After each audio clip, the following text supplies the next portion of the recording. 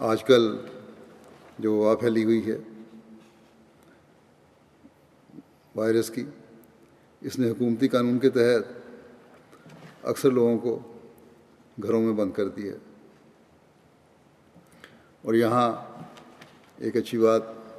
جماعت میں اس لحاظ سے پیدا ہو رہی ہے، لوگوں میں بھی بعض جگہوں پہ ان کا خیال آ رہا ہے،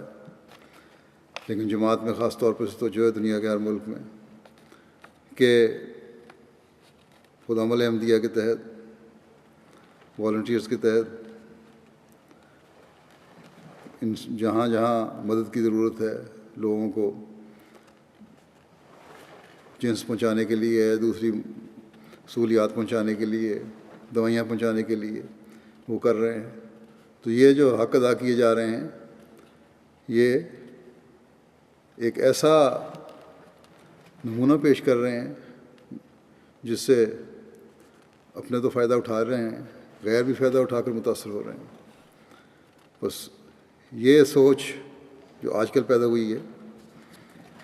انسانی خدمت کے لیے بھی یہ سوچ ہمیشہ ہمارے اندر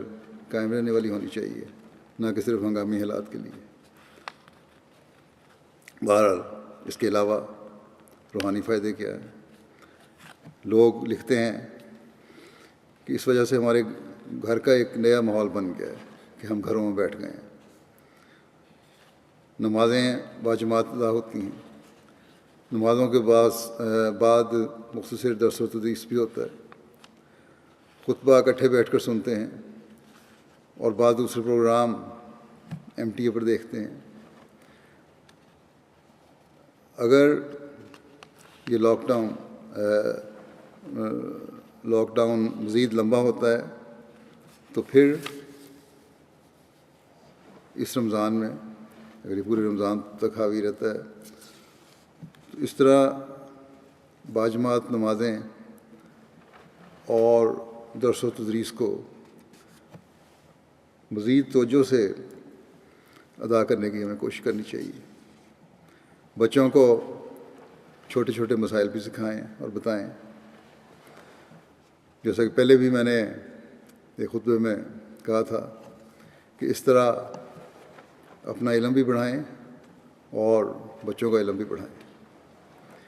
اور دعاؤں کی طرف توجہ دے کر خاص طور پر اللہ تعالیٰ سے رحم مانگیں، اپنے لیے بھی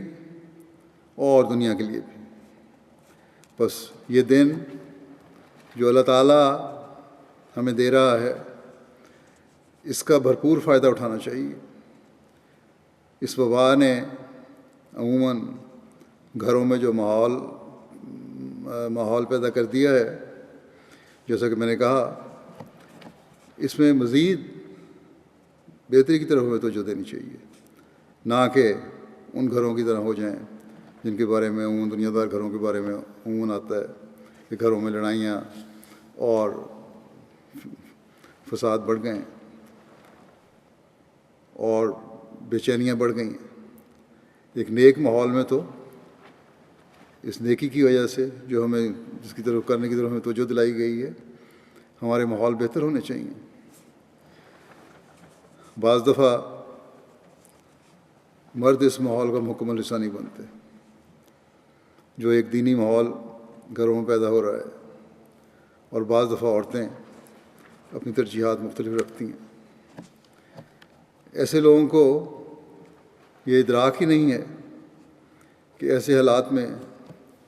کس قدر اللہ تعالیٰ کی طرف جھکنے اور اس کی رضا حاصل کرنے کی ضرورت ہے۔ اور یہی وہ وقت ہے جب بچوں کو بھی زیادہ سے زیادہ خدا تعالیٰ کے قریب لایا جا سکتا ہے۔ بس ہمارے گھر کو ان دنوں میں، ہر گھر کو، ہر احمدی گھر کو ان دنوں میں اس طرف بہت توجہ کرنے کی ضرورت ہے، تاکہ ہم زیادہ سے زیادہ